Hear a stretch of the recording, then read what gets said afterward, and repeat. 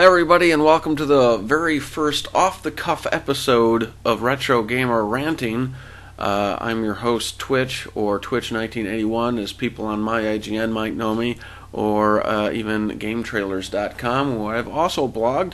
For those of you who don't know me, I've been blogging for about 2 years, and I've decided to try and take this into a different direction, a voice blog or a voice rant instead of a video blog, because quite frankly I don't think any of you would like to see my face, and I think you'd want to hear my nice soothing voice instead. The wonderful thing, I can now use sarcasm, and you guys just might get it.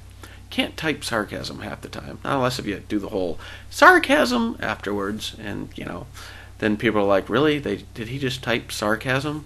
Anyway, plus I'm a horrible speller, so this is much better format for me, I hope. This is kind of an experiment for me, and like I said at the beginning, this is kind of off the cuff. I'm not really scripting this one, and I don't think I'm going to script other ones either, but I'm just going to have talking points at least. I'm just going to kind of see if this takes off, or if anyone really likes it, or if even I like it, so who knows. Basically I'm doing this because I've been kind of inspired to, I've been wanting to do something like this for a long time, kind of been knocking it around in my head, and there's some wonderful people on the whole MyIGN network there, and they do blogs on a weekly basis or a daily basis, and I've been trying to keep up with a weekly blog, and I can barely do that, and so I'm thinking probably thinking in the wrong direction with this, but I'm thinking doing an audio blog would be a lot easier than sitting down and typing, because I'm just too lazy to type half the time, because I have a ton of ideas, just no time to do it. So I figured if I put my voice down instead and try doing something like this, it would be easier for me, and I just upload it on YouTube or something and have you listen to me that way. And yes, I probably will be doing this on YouTube first instead of doing a podcast or something. It'll be the easiest thing for me. There won't be any video, not yet at least. If this thing gets popular, maybe I'll add some video in or something like that. But as of right now, there's not really going to be anything. It's just going to be my voice, so you can listen to it while you search the web and look around and all that good stuff. So hey, we'll give it a try, shall we? Shall we give it a try together? We'll walk down this path and enjoy this wonderful experiment. Okay, that was a little creepy. Just ignore that last part. Anyway, moving on to the actual gaming portion of this. I am the Retro Gamer Ranting. I used to be the Wii Gamer Ranting when I first started blogging. I took a hiatus at the end of 2009, and I came back at the beginning of 2011 and switched it to Retro Gamer Ranting because I think it's more topical. No, it's not, actually. It's more topical for me because I figured I am a big-time retro gamer. My hobby is collecting classic game consoles. I still don't own them all, but I want to eventually. And I think if I ever do fall at the wayside with more recent gaming news, I can always fall back on old news, which, when I can think of classic gaming, it doesn't get old. It's just fun. You can't really not enjoy yourself if someone, if you just go up to anyone who's a gamer and you hand them a copy of Pac-Man or Mario Brothers, not Super Mario Brothers, Mario Brothers, or any of those old games, Castlevania, they can't help but smile and enjoy it. And, if they don't, then I don't really think they should be considered really a gamer. Okay, I'm not going to say that because I know some people don't like classic games, but for those people out there around my age that do, they just can't help but smile. You can't not smile when you play Pac-Man. Dang it, if you don't smile when you play Pac-Man, you should be thrown in prison. Alright, no, shouldn't do that either. That's bad. But who knows? One day it might be a law. But anyway, so that's basically the whole gist of it. I'm still going to, of course, a lot of the times I talk about topical things. A lot of my more recent posts have been about Mario's anniversary and the new GoldenEye coming out on the Wii and that kind of stuff. And so I will keep up with that. But for the most part, there will be a lot of retro news as well. So it'll be all over the board, and that's why it's called ranting, and so it leaves me open to anything at all, as long as it's at least semi-gaming related. Who knows? Big news right now is, of course, the release date of the Nintendo 3DS, and that will be, at least in the States, I think it's March of 2011. So if you're listening to this right now and it's March 2011, you are probably a very lucky man or woman and are probably playing the Nintendo 3DS right now.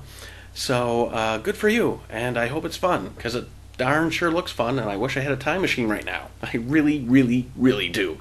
And all the games on it look awesome, and I'm not really even into that whole 3D gimmick thing. I really can't look at 3D half the time. My eyes start to hurt. I'm more interested in the games, the Wi-Fi, the internet capability, the 3D camera. There's just so much I can't even remember it right now. I'd actually have research in front of me if this was not so impromptu. But it looks really great, and a lot of people are upset that it's not coming out this year or at the start of next year, and everyone's afraid, like, oh my god, the competition's gonna eat them alive, and they'll come out with something that'll be like a 3D photo frame or a 3D camera that'll come out, and I just think to myself, why would Nintendo think that's competition? Why would a photo frame that can do 3D really blow away the Nintendo 3DS? There's so much more to it than that. And you do know if the competition is working on something, they're probably and take them a while to do something legitimate. And if they do pop something out before the 3DS comes out, it's probably going to be a half-hearted gesture. So I don't really understand that. As for the price tag, it is a little steep, $300. Some people are thinking $250, give or take. It might possibly be. You got to think, the technology here. I mean, the graphics look great. You're 3D without glasses. 3D without glasses. I mean, even if it wasn't 3D without glasses, it would still probably be almost worth that price tag. There's all the features you're going to be getting. Being able to download classic Game Boy and Game Boy Color games, which I'm really excited about, because quite frankly, I can't find my Super Mario Land 2 anywhere, and that is like one of my favorite Mario games on the Game Boy. I mean, it's definitely in my top 10. It wasn't in my top 5 list, but it's in my top 10. It's in there somewhere, probably 7 or 8. But Super Mario Land 2 was excellent, and most people have just completely forgot about that game since it came out. The first Super Mario Land was a little weird, kind of acid trippy. Still fun, but Super Mario Land 2 is just wonderful, and it just seems like people completely forget that every year when they make their lists like, my favorite Mario games of all time. Honestly, it should be on everyone's list. If you haven't played Super Mario Land 2, go do it. But they'll have their own virtual console. Hopefully they'll have their own like DSware service like they already have. More storage capacity, not a whole heck of a lot, but at least they're learning, and the third-party support is just staggering, and that's basically what's gotten me excited, is that I hope this is the first steps that Nintendo is going to be taking, at least with their next console after the 3DS, to sort of start listening to the fans, start catering a little more to the core fans, maybe even the hardcore fans. Dare I say it? Dare I say hardcore fans? It's just something you're afraid to say when you're talking about Nintendo nowadays, because everyone thinks it's a dirty word. It's not a dirty word. It really isn't. Hardcore isn't a dirty word. There's a lot of really good hardcore games on Nintendo Wii. Unfortunately, no one buys them. I do when I can, but there are some. And honest to God, if you want to see more hardcore games on the Wii, buy them, all right? Just buy them. That's how you do it. That's how you get developers to make hardcore games on the Wii, okay? Anyway, again, so I'm seeing a lot of good steps, a lot of right directions for Nintendo, and hopefully this is the start of a beautiful, beautiful new beginning for what Nintendo plans. I'm really excited with any information about what their next console will be, but that probably won't be coming out for a while. I'm thinking maybe next E3 they might hint at something, but right now the 3DS is where it's at, and hopefully we'll be first in line for that. If I can pre-order it even, I might. I don't know. Steep price tag, but when you're looking at the features you're getting here, it so looks worth it. It definitely will be. Again, it looks like I'm at the 10-minute mark, so I'm going to try and keep this one short this time. I'm probably going to keep my or podcast, my voice rants, whatever. I don't even know what to call it yet. I might. Around a 15-minute mark. I'm already past 10 minutes, so I'm reaching into that territory now. But anyway, let me know what you think about the 3DS. What do you think about the announcement? Is March too late? Is it too early? What do you think about the game lineup? I mean, they look wonderful. All the games just they blow my mind. Snake Eater, the Resident Evil games, Street Fighter 4, those just look gorgeous. Honestly, the more disappointing looking ones are the ones from Nintendo, believe it or not. They don't, when you look at the graphics from the Resident Evil games, and then look at like Mario Kart, you honestly look like it's lacking in a few things, The Ridge Racer screenshots were awful. That's going to be the biggest bust of all those launch party titles. But it's a wonderful third-party following with the 3DS, and they just look gorgeous. And I'm not saying that those Nintendo games, they might not look as great as the other ones. They're not really meant to. They're Nintendo after all.